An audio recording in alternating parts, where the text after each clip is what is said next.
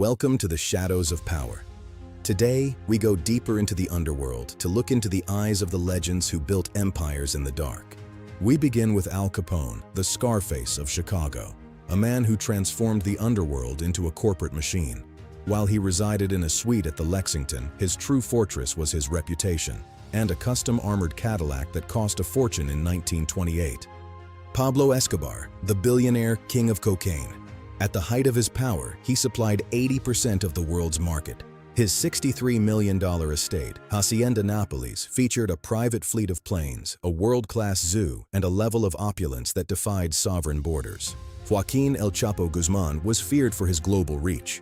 His assets included a private fleet of planes and luxury items like gold-plated AK-47s, symbols of his absolute authority. John Gotti, the Teflon Don, was the face of the American Mafia in the 80s. He was as famous for his charisma as his ruthlessness. He spent thousands on bespoke suits and lived in sprawling New York estates, proving that in the underworld, style is a form of power. Meyer Lansky, the mob's accountant, was a financial genius who built a gambling empire from Las Vegas to Havana, controlling billions with quiet, deadly precision.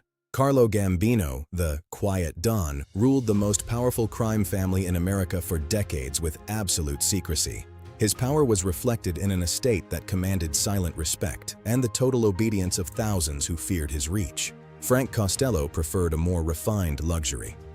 Residing at the Waldorf Astoria, he was feared for his political influence and respected for his sophisticated, low-key approach to power.